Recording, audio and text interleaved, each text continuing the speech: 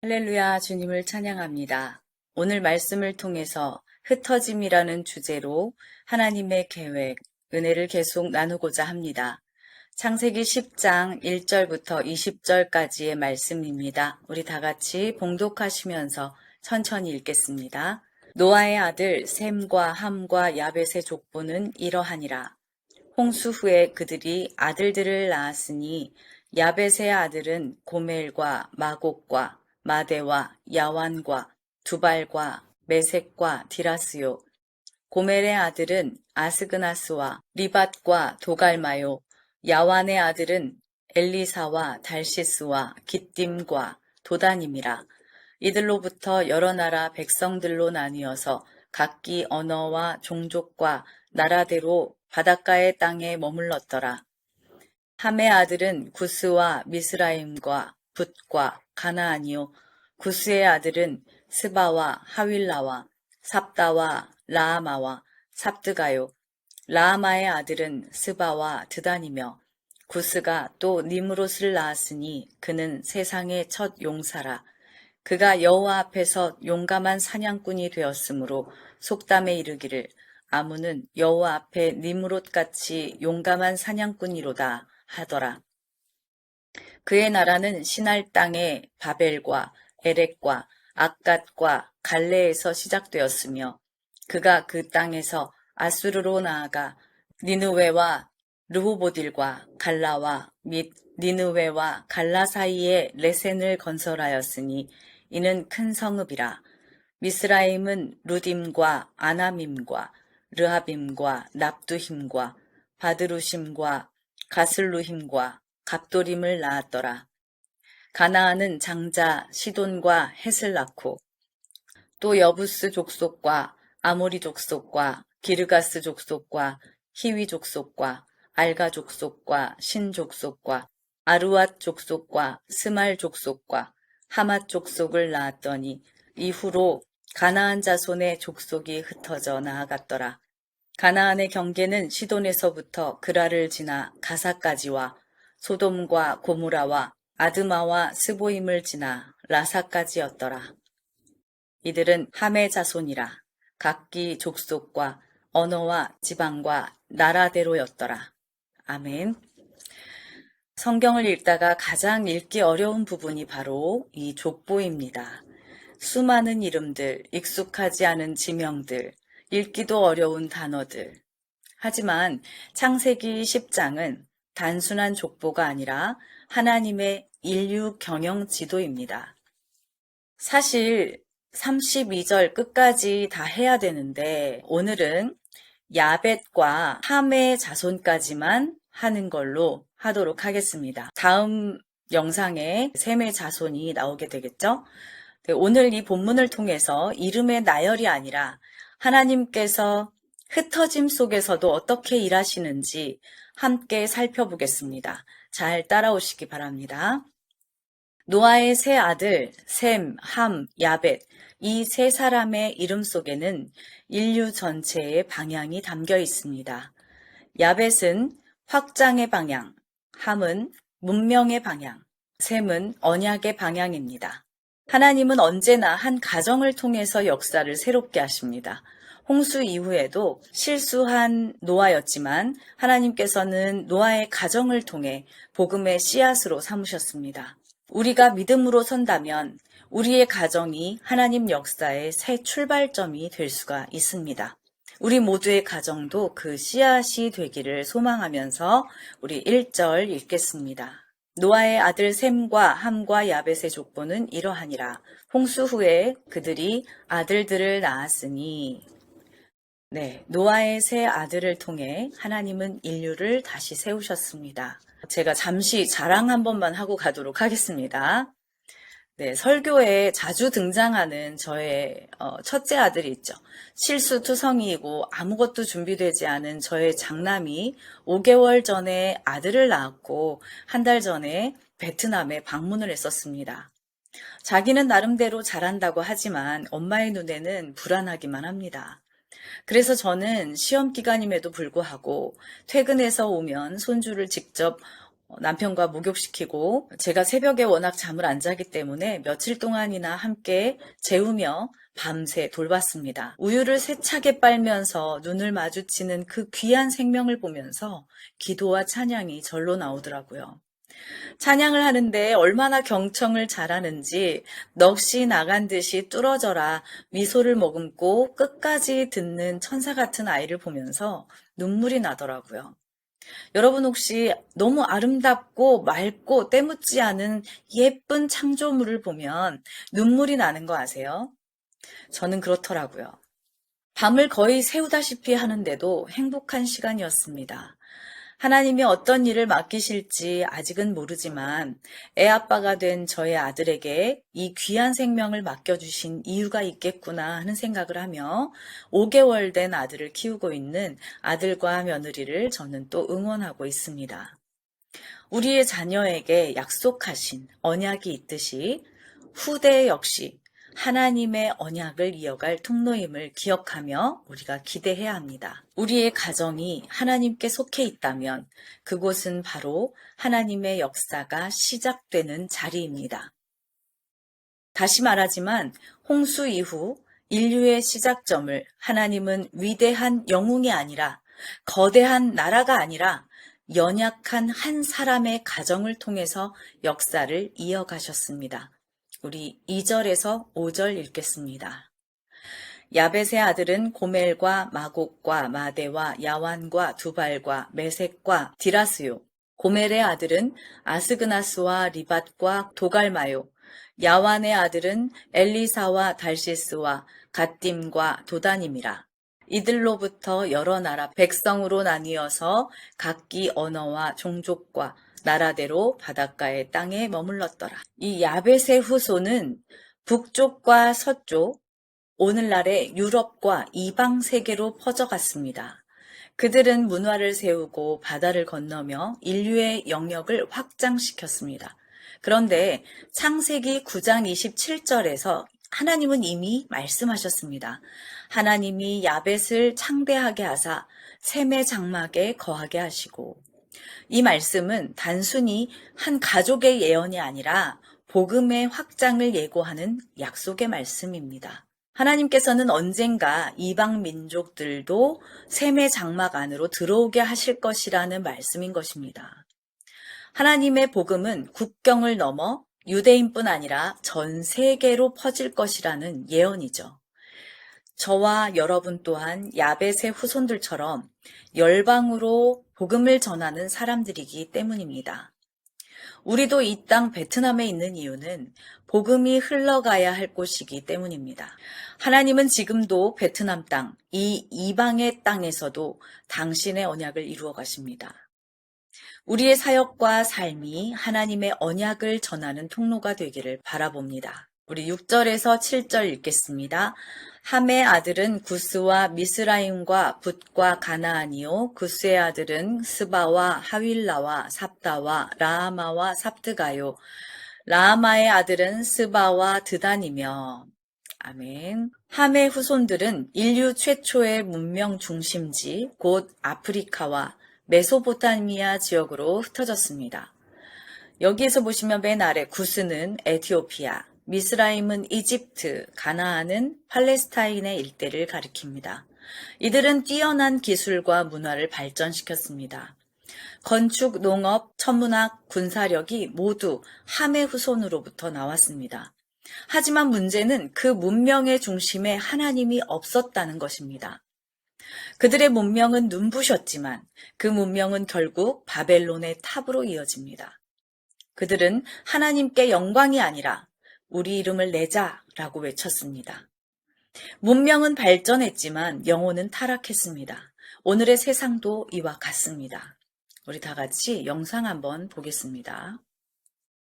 셈과 함, 야벳에게서 흘러나온 생명의 줄기가 세상 모든 땅으로 뻗어나갔다.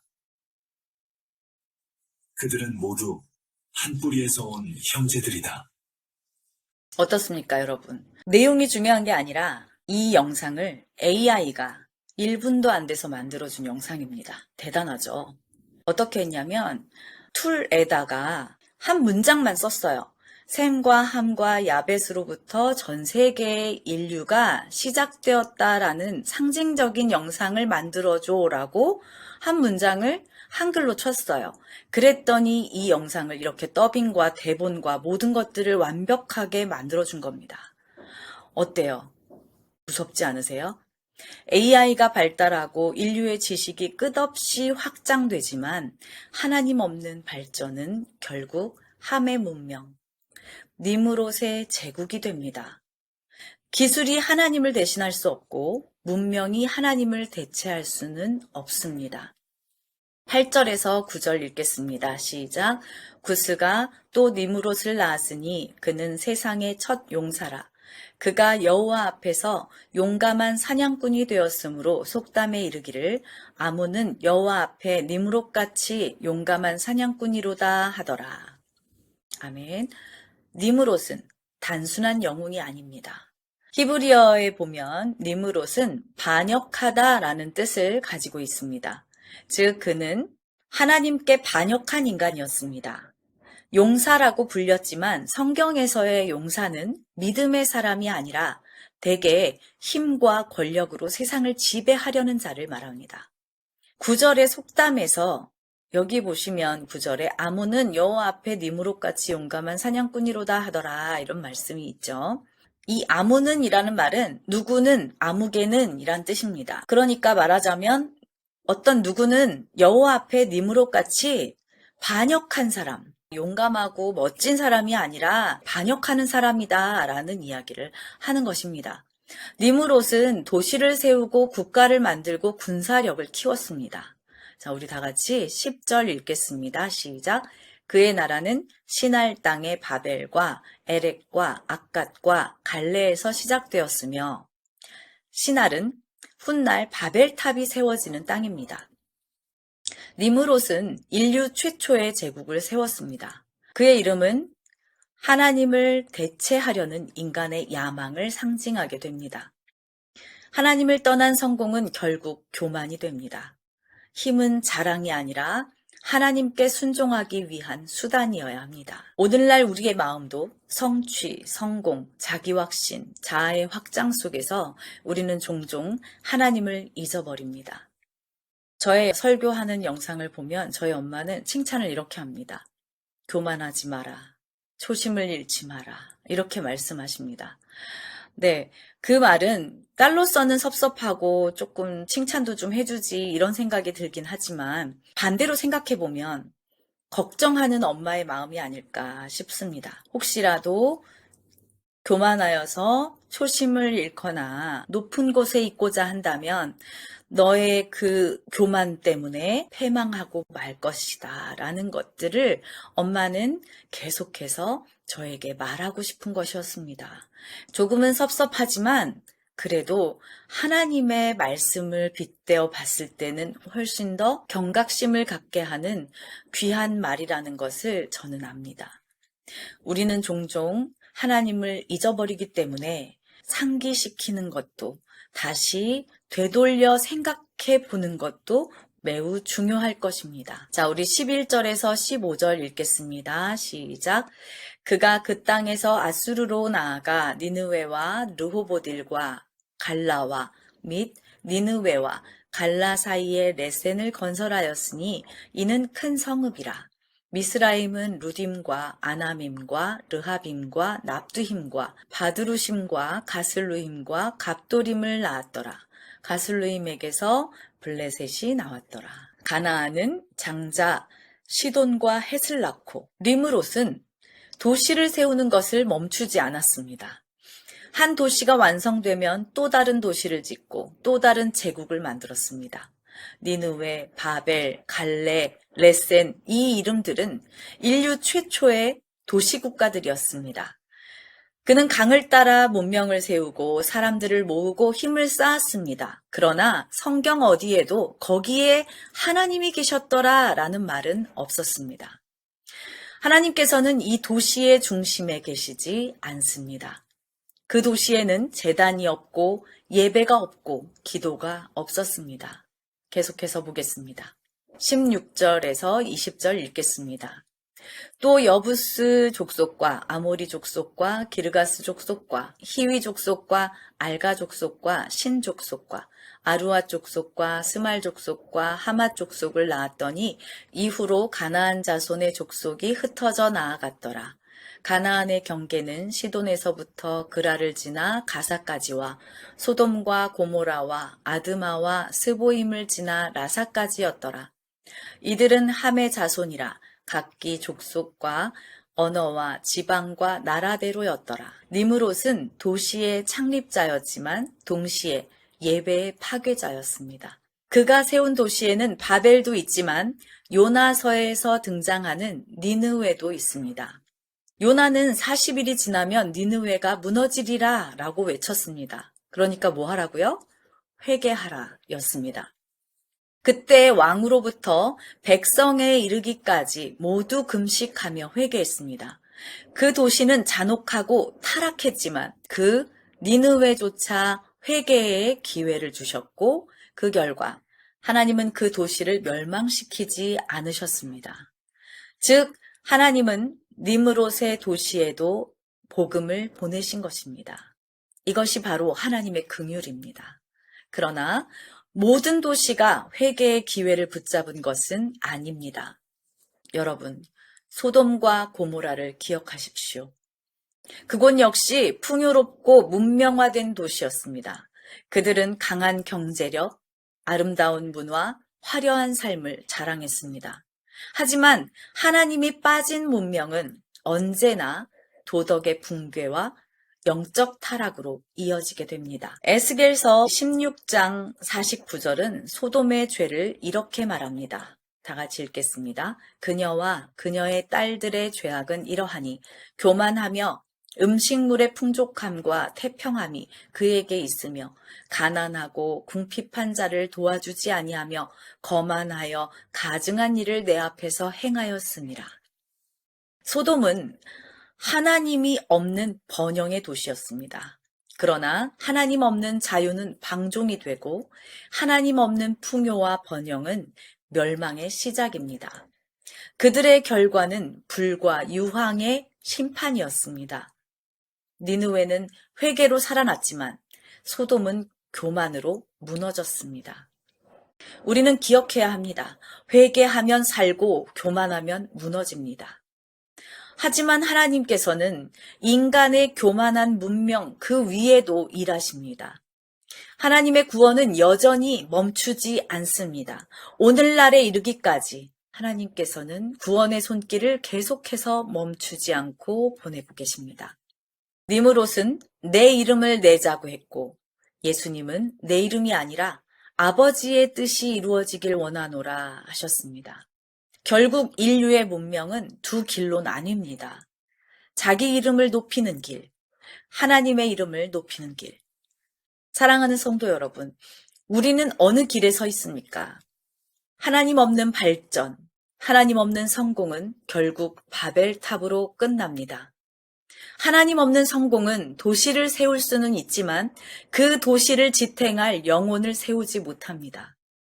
인간은 탑을 쌓지만 그 탑의 꼭대기에는 언제나 자기 이름을 새기기 좋아합니다. 이것이 인류 문명의 비극입니다. 내 이름을 내자. 그것이 바로 바벨의 정신이고 니므롯의 유산입니다. 오늘날도 세상은 같은 길을 걷고 있습니다. 건물은 높아지지만 인간의 영혼은 점점 꺼져가고 있습니다. 도시는 발전하지만 가정은 무너집니다. 볼거리와 문명은 풍요로워지지만 인간의 마음은 텅 비어갑니다. 하나님이 빠진 도시, 하나님이 빠진 사회, 하나님이 빠진 가정, 하나님이 없는 힘은 교만이 되고 하나님이 없는 문명은 우상이 되어버립니다. 성취와 성공의 이름 아래 하나님을 잊고 있지 않은지 우리는 돌아봐야 할 것입니다. 성도 여러분, 우리는 디아스포라입니다. 우리의 삶이 갈라지고 깨지고 흩어진 것처럼 보일 때 그 흩어짐 속에도 하나님의 섭리의 손길이 있습니다. 여러분은 어떤 사정으로 그곳에 있는지, 어떤 모습으로 살고 있는지, 우리 눈에는 조각난 퍼즐처럼 보일 수 있지만 하나님께서는 그 조각들을 모아서 완전한 그림을 만드시는 분입니다. 여러분, 스데반 집사를 기억하십니까? 스데반의 순교 이후에 예루살렘 교회가 큰 박해를 받았습니다. 성도들은 박해를 피해 각 지역으로 흩어졌습니다. 그러나 그 흩어짐이 바로 복음 확장의 시발점이 되었습니다. 그 흩어진 사람들이 두루 다니며 복음의 말씀을 전할세라고 사도행전 8장 4절에 기록하고 있습니다. 그 흩어진 사람들이 두루 다니며 복음의 말씀을 전했다라는 말입니다.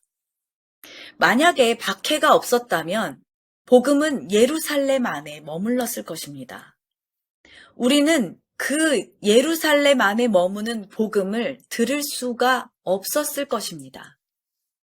하나님께서는 흩어짐을 통해 선교를 이루셨습니다. 교회는 박해를 두려워할 게 아니라 오히려 풍요롭고 편안함을 경계해야 합니다. 여러분 기억하십시오. 하나님은 절망의 자리에서도 일하십니다. 하나님은 흩어진 인생에서도 일하십니다. 하나님은 인간의 실패 속에서도 일하십니다. 하나님은 무너진 교회 속에서도 여전히 일하십니다. 아멘. 우리 이 시간 주님께 기도하는 시간을 가질 텐데요. 내 삶이 흩어진 것처럼 보여도 주님은 여전히 그 안에서 일하고 계십니다. 주님은 나의 혼란 가운데서, 나의 혼란 속에서 구속의 이야기를 써내려가고 계십니다. 첫 번째는 흩어짐 속에서도 하나님의 뜻을 신뢰하게 하옵소서. 두 번째, 니무롯의 교만을 버리고 샘의 언약을 잇는 사람으로 살게 하여 주시옵소서. 세 번째, 흩어진 자리마다 복음의 확장이 일어나게 하여 주시옵소서. 우리 다 같이 각자 기도하시면서 예배를 마치겠습니다. 기도하겠습니다.